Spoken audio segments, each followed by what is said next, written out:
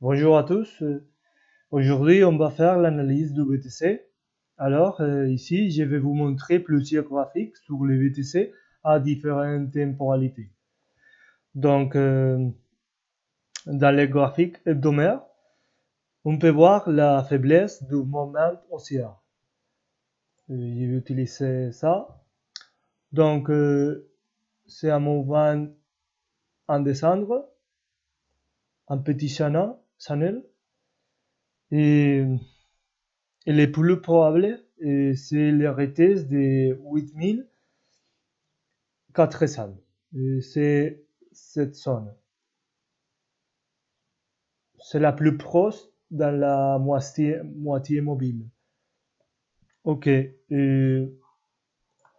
À niveau des graphiques journaliers, on va utiliser les graphiques du BitMEX. Ok.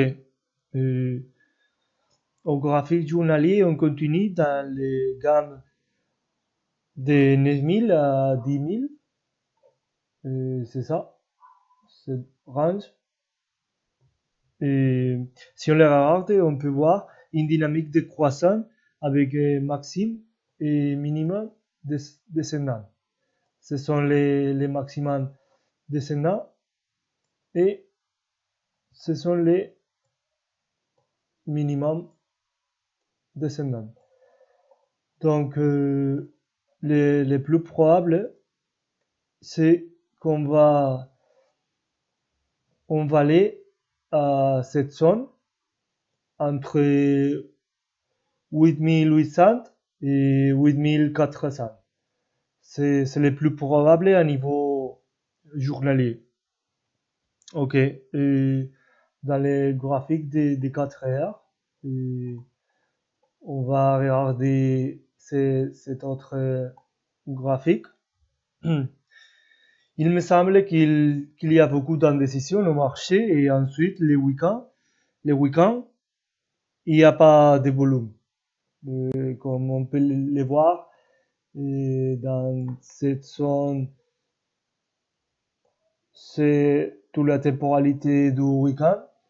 Donc, j'espère que pour les prochaines heures et pour les prochains jours, quand les marchés internationaux, les marchés des États-Unis et du S&P 500, et ils vont être ouverts et les volumes vont entrer au marché.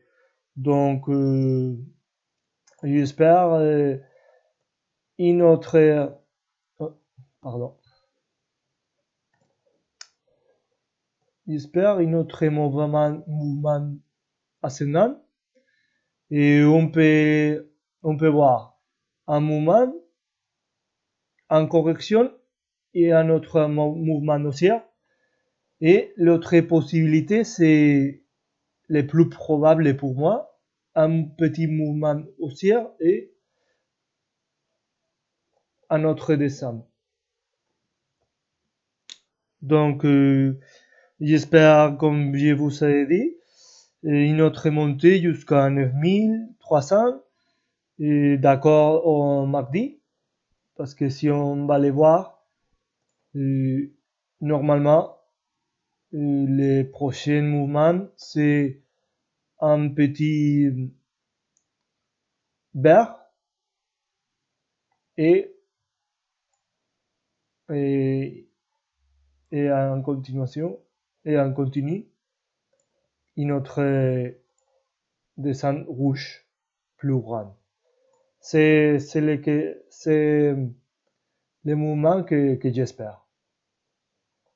Donc, si on va aller voir une heure temporalité, et c'est plus similaire. Et, et c'est ça. Et beaucoup d'indécision et pas beaucoup de volume. Donc, finalement, euh, pour aujourd'hui, ça va être tout. Et, Si on va voir cet autre indicateur, et on peut regarder qu'il y a beaucoup de personnes qui pensent que le BTC va avoir un mouvement haussier.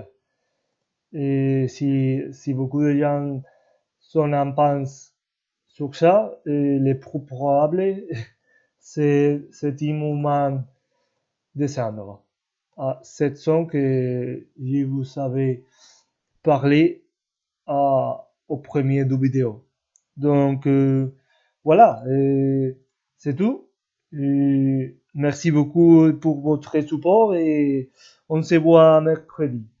Merci beaucoup pour avoir vu ces vidéos et allez, à bientôt.